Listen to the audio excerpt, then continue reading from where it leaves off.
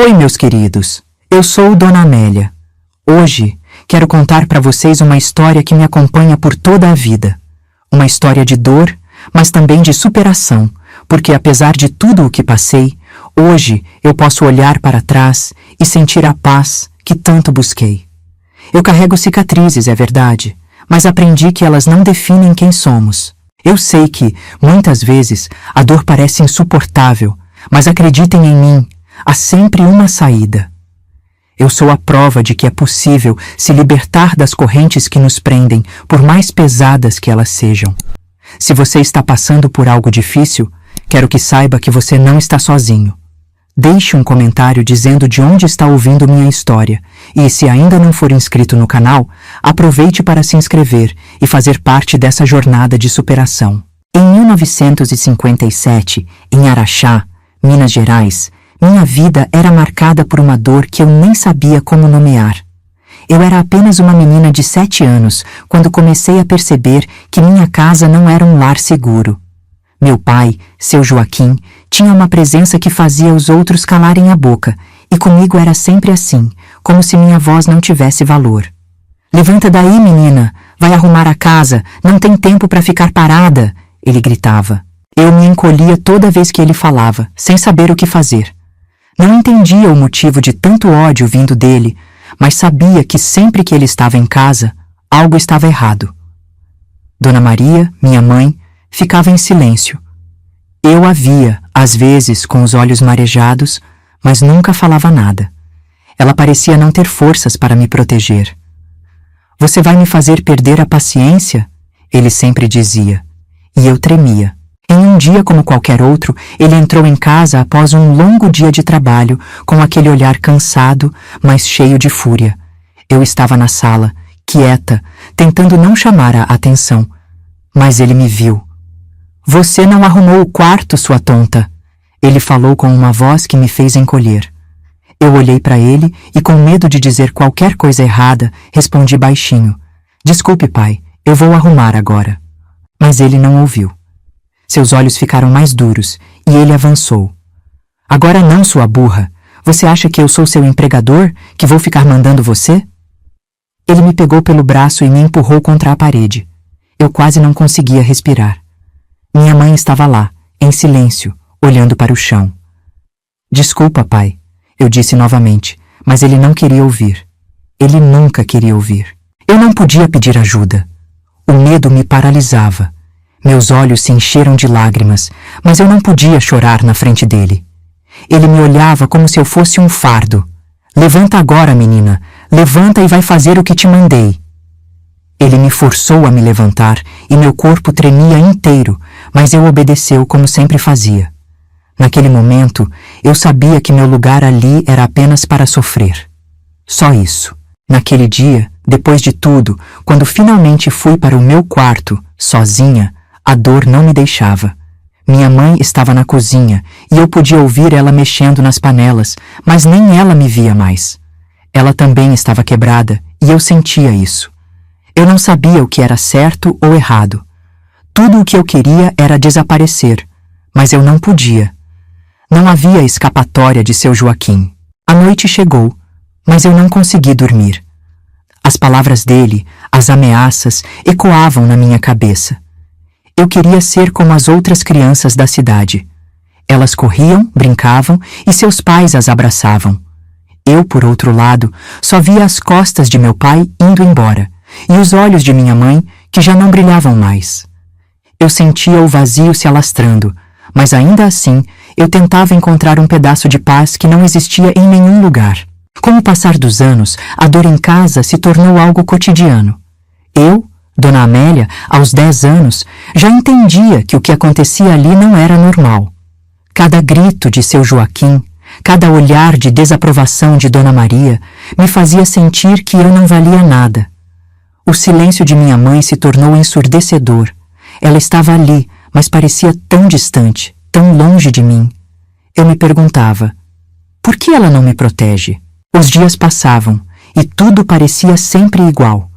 O sol se punha, e eu sabia que mais cedo ou mais tarde, meu pai voltaria do trabalho, trazendo consigo o peso de sua raiva. Eu, sempre atenta ao som dos seus passos, me encolhia, temendo o momento em que ele atravessaria a porta. Quando ele entrava, a casa parecia se encolher e eu só queria desaparecer. "Cadê o jantar?" Ele sempre perguntava com um tom ameaçador. A violência não era só física. Eu sentia em cada palavra que ele me dizia o desprezo, a raiva. Ele me chamava de inútil, de preguiçosa, e eu acreditava nisso. Tudo o que eu fazia estava errado. "Você não vale nada", ele sempre dizia. Eu tentava não chorar, mas era impossível.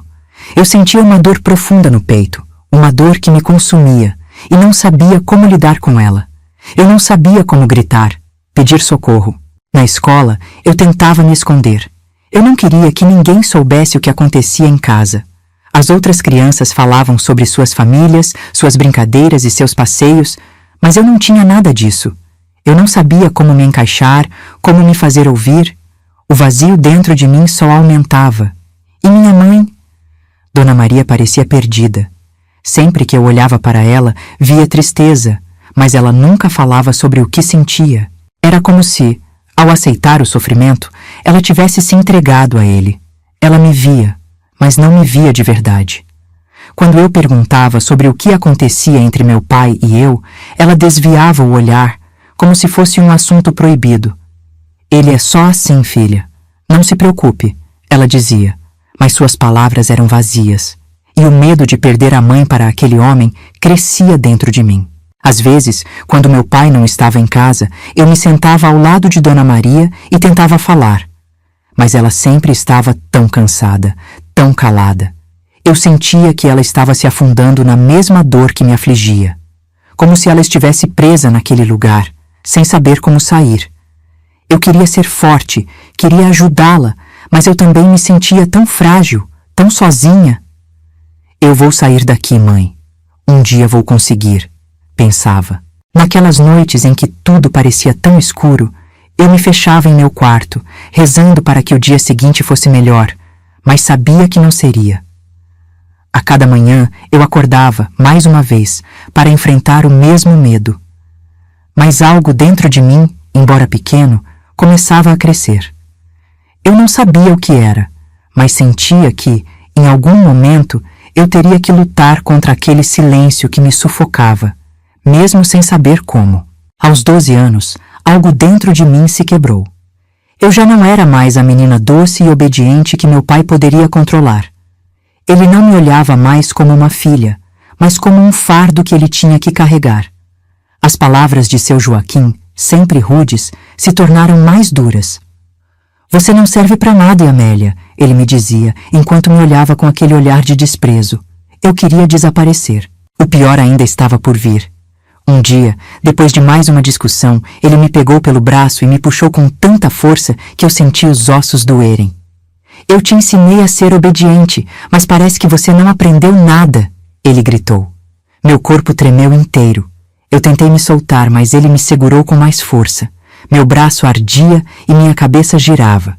Eu queria gritar, mas não conseguia. Ele me empurrou contra a parede com tanta violência que eu quase perdi o equilíbrio. "Não me faça repetir as coisas, Amélia!" Ele me olhou com aquele ódio nos olhos e eu me vi pequena, frágil, sem forças para reagir. Naquele momento, tudo parecia desmoronar. Eu me sentia perdida, como se o chão tivesse sumido debaixo dos meus pés. Eu era só uma criança, mas ele me tratava como se fosse a pior pessoa do mundo. Minha mãe estava na cozinha, mas ela não fez nada. Quando olhei para ela, vi seus olhos marejados, mas ela ficou quieta, sem coragem para intervir. Eu sentia que Dona Maria já havia se entregado a essa dor, como se ela não tivesse mais forças para me salvar. "Você vai aprender a lição, menina", seu Joaquim disse. E antes que eu pudesse reagir, ele me deu um empurrão forte. Eu caí no chão e fiquei ali, sem forças para me levantar. "Levanta, Amélia! Não fique aí se fazendo de vítima!" Meu pai gritou, mas meu corpo parecia pesado demais. Eu não conseguia me levantar. Ele me olhou por um momento, como se quisesse ver o quanto ele me quebraria. E depois, sem dizer mais nada, saiu da sala. Eu fiquei ali, no chão, com os olhos cheios de lágrimas. A dor não era só física, era emocional. Como poderia alguém me fazer isso? Como meu próprio pai podia ser tão cruel? Eu levantei aos poucos, sentindo o corpo ainda tremendo. Naquele momento, algo dentro de mim se partiu. Eu sabia que as coisas não iam melhorar. E pior, eu não sabia como sair daquela situação. O medo me consumia, mas, ao mesmo tempo, uma sensação estranha começou a crescer dentro de mim. A vontade de fugir, de não ser mais a menina submissa. Mas para onde eu iria? O que eu faria? Eu me arrastei até o meu quarto, onde me fechei em silêncio. Lá, entre as paredes do meu refúgio, eu comecei a chorar, sentindo a dor em cada parte do meu corpo. A raiva se misturava com a tristeza, e eu me perguntava por que eu tinha que viver isso. Eu queria que minha mãe me protegesse, mas ela não podia. Eu sentia que estava sozinha como sempre, mas ao mesmo tempo, algo dentro de mim dizia: isso não pode continuar. Com o passar do tempo, eu já não era mais a mesma menina que acreditava em tudo o que meu pai dizia.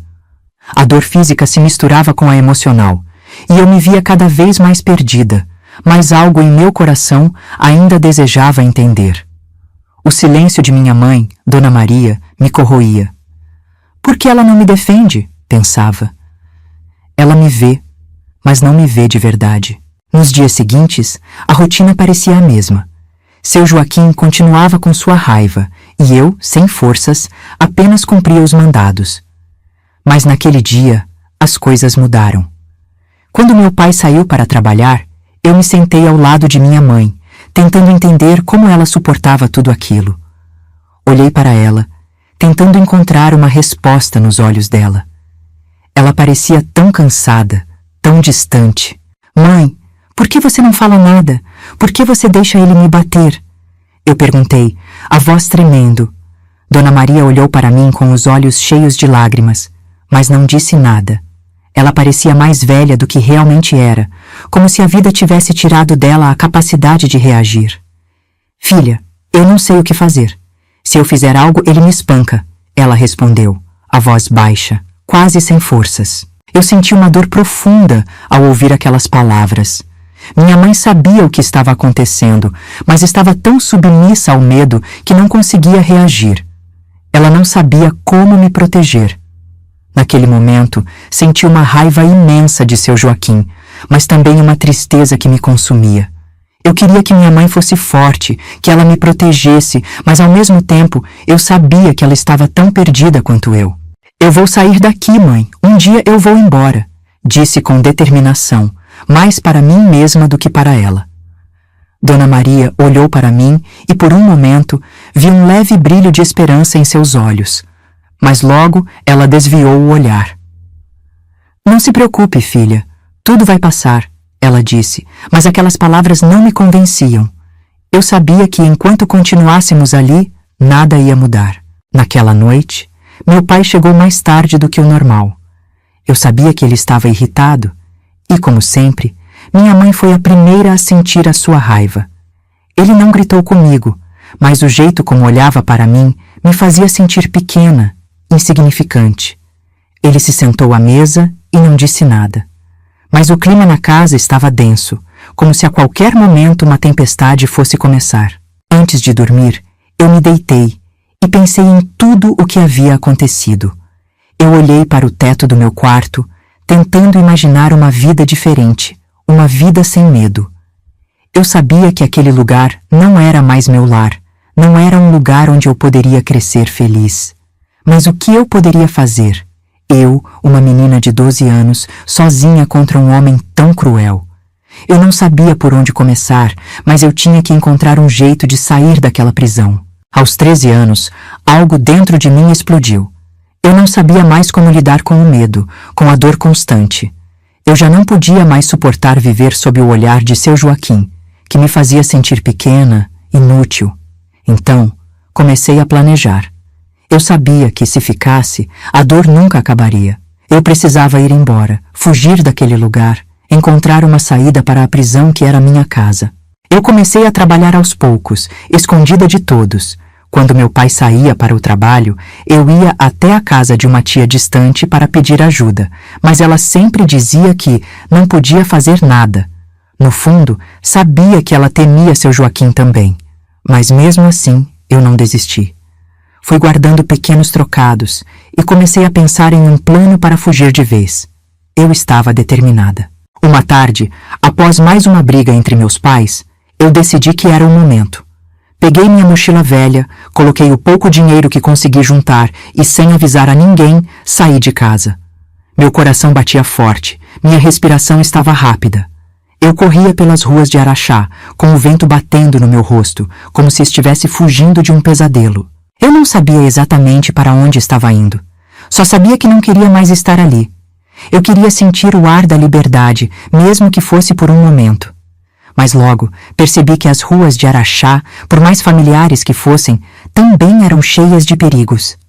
As vozes das crianças brincando no final da rua, as risadas distantes, me faziam sentir uma dor ainda maior, como se eu estivesse deixando tudo para trás. Depois de algumas horas de caminhada, a realidade me atingiu. Onde eu iria? Eu não tinha para onde ir. Eu sabia que minha amiga Teresa e sua família eram bondosos, mas não sabia se poderiam me abrigar.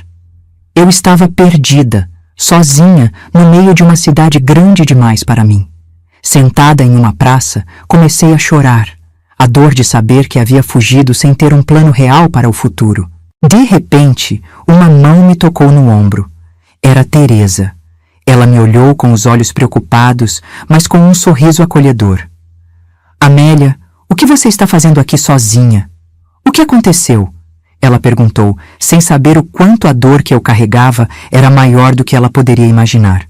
Eu tentei explicar o que estava acontecendo, mas minhas palavras saíam em forma de soluços. Eu não sabia mais o que fazer. O choro que eu derramei nos braços de Teresa naquele dia foi algo que eu nunca havia feito antes. Eu, Amélia, sempre escondi minha dor, mas ali, com ela, me permiti ser vulnerável. Teresa, com sua calma, me levou para sua casa. Vai dar tudo certo, Amélia, eu vou te ajudar, ela disse, tentando me dar alguma esperança, mas eu sabia que a luta estava apenas começando. Na casa de Teresa, eu encontrei algo que nunca senti em casa: segurança. Seu pai, seu José, era um homem simples, mas de coração grande. Fique o tempo que precisar, minha filha, ele disse, me dando um abrigo, algo que eu nunca imaginei receber. Mas mesmo rodeada de tanta bondade, uma parte de mim ainda sentia o peso da culpa, como se estivesse fazendo algo errado ao pedir ajuda. Durante os dias em que estive na casa de Teresa, minha mente não parava de pensar em meu pai, em como ele estava em casa, talvez com raiva, me procurando. Eu sabia que não poderia voltar, mas o medo ainda me rondava. A cada pensamento em minha mãe, uma parte de mim queria voltar e pedir desculpas. Mas algo me dizia que, se fizesse isso, tudo voltaria ao que era antes, e eu não queria mais viver com medo. Teresa e eu fomos à escola novamente.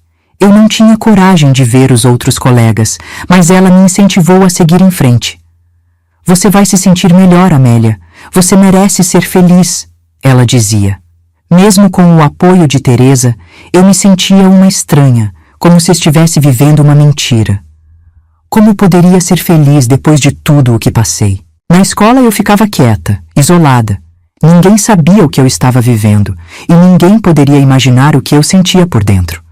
As meninas falavam sobre suas famílias e seus passeios. Eu não podia me identificar com aquilo. O que eu queria, o que eu precisava, era de um pouco de paz, de um pouco de amor. Mas eu não sabia como pedir isso para o mundo, nem como encontrar isso dentro de mim. Mas foi ali, com Teresa, que encontrei minha primeira verdadeira amiga. Ela me ouviu, me entendeu e nunca me julgou. Conversávamos sobre tudo, e aos poucos fui percebendo que, talvez, eu ainda tivesse uma chance. Você não está sozinha, Amélia. Eu estarei sempre aqui, ela me dizia. E pela primeira vez aquelas palavras pareciam reais. Eu ainda não sabia como resolver a situação em casa, mas pela primeira vez comecei a acreditar que talvez eu pudesse viver sem o peso constante do medo. Talvez, só talvez, eu pudesse começar de novo. E por um momento eu me permiti sonhar com a possibilidade de uma vida diferente, sem os gritos de meu pai, sem o sofrimento que me perseguia. Eu estava começando a entender que a esperança não estava perdida. Os dias passavam, e eu ainda tentava me acostumar com a ideia de que minha vida poderia ser diferente. Mas uma noite, tudo mudou. Era uma noite fria e silenciosa, quando ouvi os gritos de meu pai do outro lado da rua. Ele estava lá, gritando meu nome, chamando-me de volta para casa. O medo tomou conta de mim. Ele veio me procurar, pensei. Ele vai me encontrar. O coração parecia querer sair do meu peito. Eu sabia que esse momento chegaria, mas nada me preparou para a intensidade do medo. Amélia, ele está furioso! Teresa disse com a voz trêmula. Eu tentei me acalmar, mas não conseguia. Ele vai me encontrar, Teresa. Não tem como evitar, disse, sentindo o peso daquelas palavras. A casa de Teresa estava tranquila, mas eu sabia que meu pai não desistiria facilmente. Você não está sozinha, Amélia, Teresa disse me abraçando. Minha mãe e meu pai não vão deixar ele te pegar. Mas algo dentro de mim ainda duvidava. Seu Joaquim tinha poder, sempre teve, e eu não sabia como alguém poderia enfrentar ele. A família de Teresa era bondosa, mas eles não conheciam a crueldade de meu pai. Eu não posso mais voltar para lá, sussurrei, olhando para a porta. Eu tenho medo, Teresa. Teresa olhou para mim sem saber o que dizer. Então sua mãe, Dona Célia, entrou na sala. O que está acontecendo, meninas? Ela perguntou, vendo nosso desespero. Eu tentei disfarçar, mas ela percebeu o medo em meu rosto.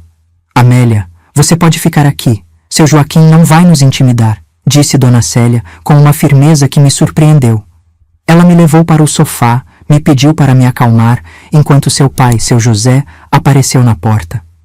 Amélia, não se preocupe, ele não vai passar daqui, seu José disse com uma calma impressionante. Se ele tentar alguma coisa, vamos enfrentá-lo. Você está segura aqui.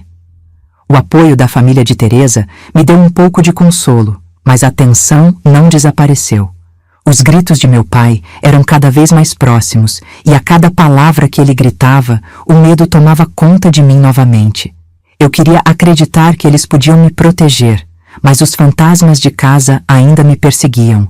Eu sei que você está com medo, Amélia, mas você não está mais sozinha. A nossa casa é sua casa agora, Dona Célia disse com carinho, apertando minha mão. Mas a verdade é que eu ainda sentia uma angústia profunda, como se estivesse prestes a perder tudo de novo. Eu sabia que, enquanto meu pai estivesse vivo, eu nunca teria paz. Ele poderia sempre estar ali, na porta de Teresa, tentando me destruir. Quando os gritos de meu pai pararam por um momento, eu respirei aliviada. Mas não durou muito. Ele voltou a gritar, batendo forte na porta. Abre essa porta agora, ele bradou. Eu sabia que ele não se importava com ninguém, muito menos com as pessoas boas que me acolheram. Mas naquela noite, algo em mim mudou. Eu não abriria a porta, não importava o que ele dissesse. Eu não sou mais sua filha, Joaquim, murmurei para mim mesma, sentindo a raiva crescer. Eu não sou mais sua propriedade. Naquela noite, com os gritos de meu pai ecoando do lado de fora da casa de Teresa, eu finalmente entendi que não podia mais viver com medo. Seu Joaquim estava ali, tentando invadir aquele pequeno refúgio, mas algo dentro de mim se iluminou. Eu já não queria mais ser a menina frágil que ele dominava. Eu precisava de uma saída, e dessa vez a decisão era minha. Eu vou embora, Teresa, eu disse com firmeza, sentindo uma força que eu não sabia que ainda existia em mim. Eu não aguento mais. Teresa me olhou com os olhos marejados, mas não disse nada. Ela sabia que eu estava falando sério. Naquele momento, eu vi a dor no rosto dela. Ela queria me proteger, mas sabia que não poderia fazer nada, a não ser me apoiar na minha decisão. Você não precisa fazer isso sozinha, Amélia, Teresa respondeu, a voz baixa, mas cheia de emoção. Eu vou te ajudar. Meus pais vão te ajudar. Mas, em meu coração, sabia que a decisão de sair, de escapar, era minha. Eu não poderia esperar que outras pessoas lutassem por mim. O peso de ter sido criada naquele inferno havia me ensinado a ser mais forte, mais independente. Mas, ao mesmo tempo, eu sabia que sair não seria fácil. Dona Célia e seu José estavam ali, dispostos a me proteger. Mas o medo de meu pai ainda era grande. Eu sabia que, se ele descobrisse que eu estava sob a proteção deles, ele não hesitaria em voltar, mais furioso do que nunca. A ideia de viver com o medo constante de ser encontrada me consumia, mas ao mesmo tempo eu sabia que a única maneira de me libertar seria tomar o controle da minha vida. O tempo passou e eu me acostumei a viver sob a proteção da família de Teresa. Mas mesmo assim, algo em mim não conseguia se acalmar. Meu pai ainda me assombrava. Às vezes à noite, quando o silêncio tomava conta da casa, eu podia ouvir a voz dele na minha cabeça, me chamando de volta. Você não vai conseguir fugir para sempre, Amélia, ele dizia. Eu sempre vou te encontrar. Naqueles momentos, a dor voltava com força, mas algo em mim, algo profundo, me dizia que não podia mais viver com o peso de sua crueldade. Eu não queria mais ser a vítima. Eu precisava fazer algo por mim mesma, por minha felicidade. Então, a cada dia que passava, eu fazia uma promessa a mim mesma. Um dia eu iria embora de verdade, e eu não voltaria. Eu não voltaria para aquele homem que me destruiu. Eu não sabia quando ou como, mas eu faria isso. Eu começaria uma nova vida. E enquanto isso, eu continuaria a viver ali, com Teresa e sua família, absorvendo tudo o que pude daquela sensação de segurança que nunca tive. Mas o maior presente que Teresa e seus pais me deram foi a esperança. Pela primeira vez, eu podia ver um futuro diferente para mim. Eu tinha o direito de ser feliz, eu tinha o direito de ser livre. Aos 15 anos, eu finalmente tomei a decisão que havia me consumido por tanto tempo. A ideia de viver com o peso da dor e do medo de meu pai já não me era mais possível. Meu corpo, minha alma, já não aguentavam mais. Mas, naquele dia, uma sensação de liberdade começava a brotar dentro de mim. Eu sabia que era o momento de ir.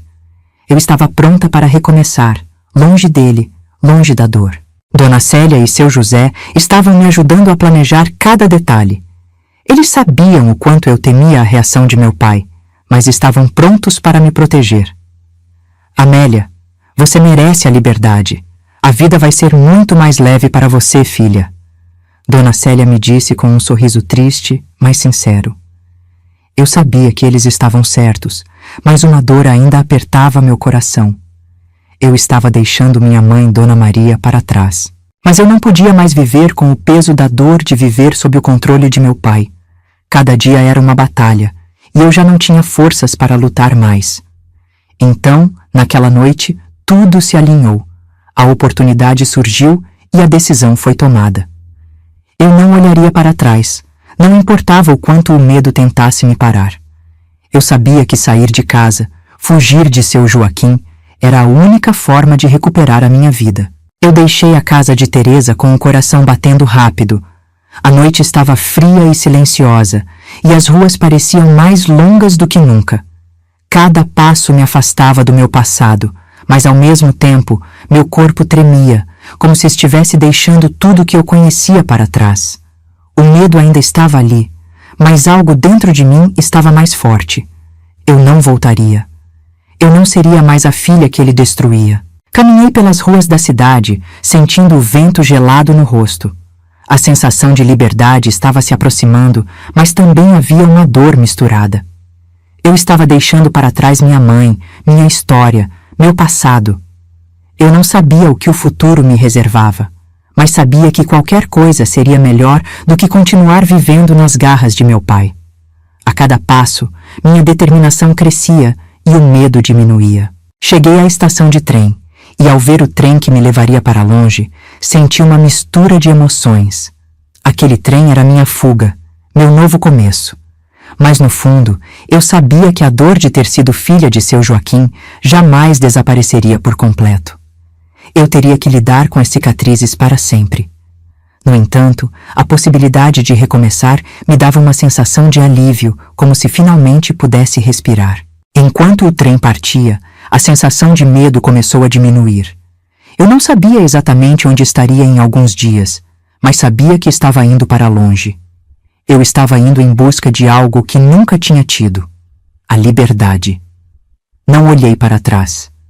Naquele momento, Deixei para trás o homem que me fez sofrer e abracei o futuro, com todas as incertezas, mas com a esperança de finalmente poder ser quem eu realmente era.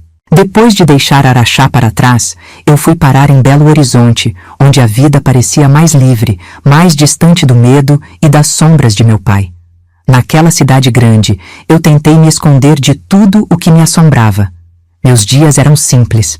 Eu trabalhava em uma loja de roupas e à noite me escondia nas sombras do meu próprio pensamento, sem saber como seguir em frente. Aos 18 anos, eu já não era mais a menina que fugiu com medo de ser destruída.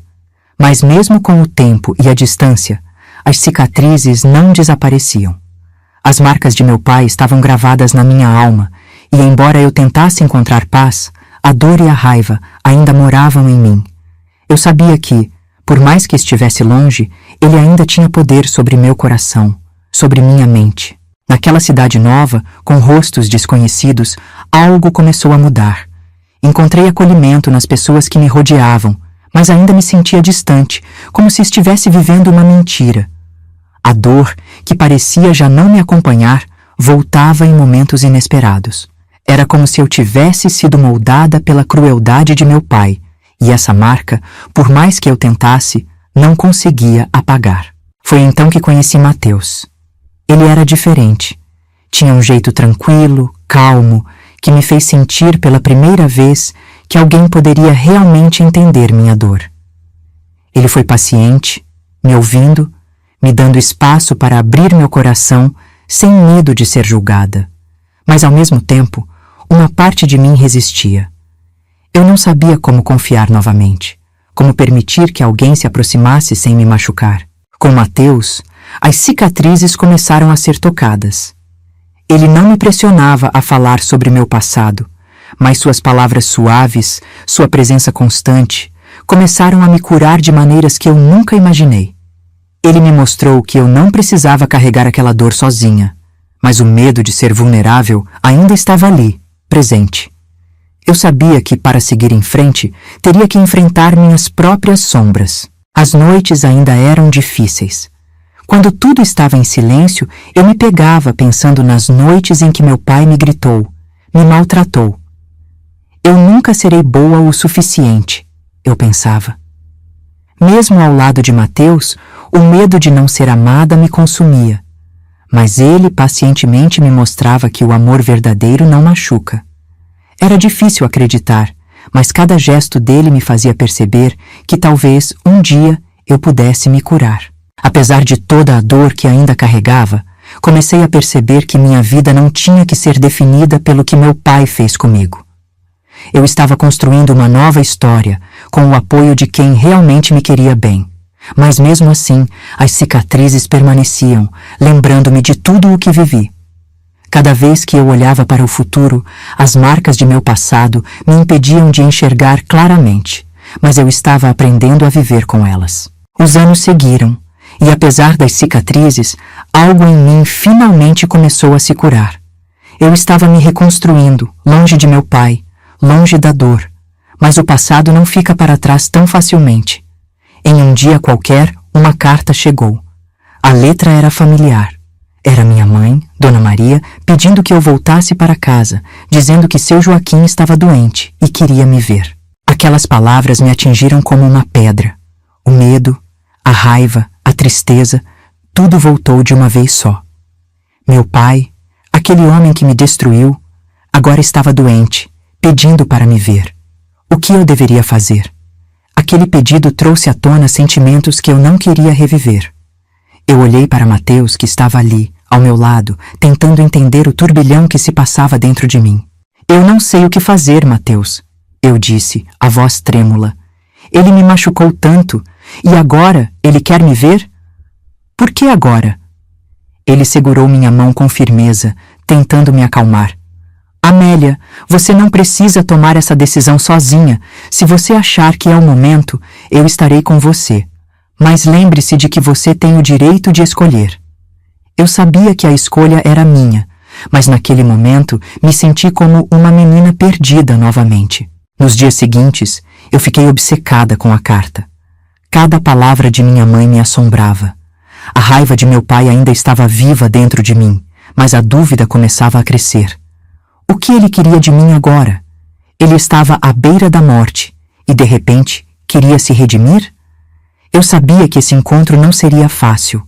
Eu não sabia se conseguiria olhar para ele sem que todas as lembranças de dor e medo voltassem com força. O pensamento de retornar a Araxá me deixava doente de medo, mas ao mesmo tempo, algo dentro de mim queria que aquilo tivesse fim. Eu não podia mais carregar essa dor, essa raiva. Eu precisava de respostas, precisava ver com meus próprios olhos o que restava do homem que me fez sofrer. Eu não sabia o que seria daquele encontro, mas eu precisava enfrentá-lo, não mais como uma menina frágil, mas como uma mulher forte. Vou para lá, Mateus. Eu preciso ver com meus próprios olhos, disse finalmente. Ele me olhou com uma mistura de preocupação e apoio, mas não tentou me dissuadir. Eu vou com você, Amélia. Não importa o que aconteça, você não está sozinha. E foi com essas palavras de conforto que eu tomei a decisão. Eu iria a Araxá, não para buscar perdão, mas para encontrar alguma forma de fechar esse capítulo da minha vida. A viagem foi silenciosa. A cada quilômetro, o medo aumentava, mas também crescia uma sensação de alívio. Eu estava indo em busca de respostas, não de uma reconciliação, mas de uma liberação, de um fim. Quando finalmente cheguei em Araxá, minha mente estava um turbilhão. Eu sabia que esse era o momento. Eu teria que enfrentar meu passado de frente, por mim, por quem eu havia me tornado. Quando cheguei à porta da casa onde passei toda a minha infância, aos 21 anos, meu corpo estava tenso e minha respiração acelerada. Cada passo me afastava de uma parte de mim e me aproximava do homem que me fez sofrer.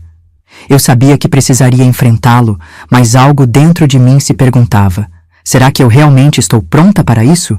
E Mateus estava ao meu lado, me segurando forte. Eu estou aqui, Amélia. Não importa o que aconteça, você não está sozinha, Mateus disse, sentindo minha mão suando fria.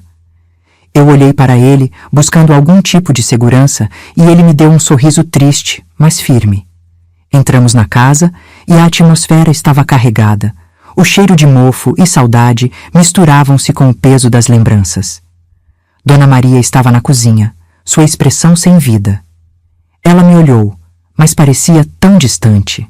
E então eu o vi, meu pai, deitado em uma cama de aparência simples, mas marcada pela decadência do tempo. Seu Joaquim, o homem que me destruiu, estava ali, mais velho, frágil, com os olhos cansados, mas ainda possuindo aquela aura de autoridade. Ele me olhou com uma expressão de surpresa, como se não soubesse o que esperar. Você está viva, ele disse, com a voz fraca, como se tentasse compreender o que se passava. O ódio que eu sentia por ele queimava dentro de mim, mas ao vê-lo assim, tão debilitado, algo dentro de mim começou a se partir. Ele não era mais o homem forte e cruel que eu temia, mas um velho fraco e cansado, tentando encontrar redenção. Você veio para me ver morrer?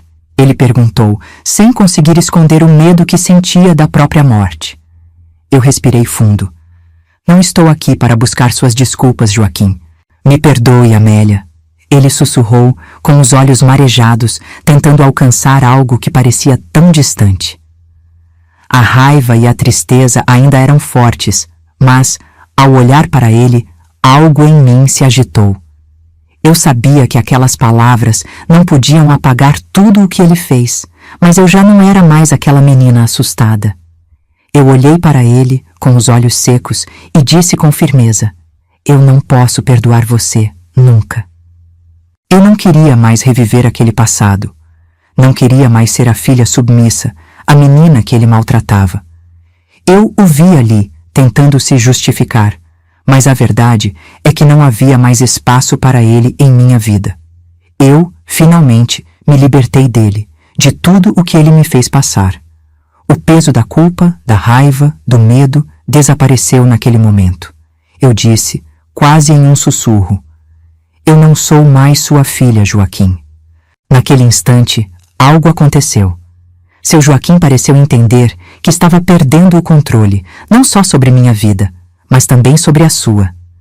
Ele tentou falar mais alguma coisa, mas a respiração dele ficou difícil, como se uma parte dele também estivesse morrendo ali, na minha frente. Eu vi seu peito subir e descer com dificuldade, seus olhos se fechando.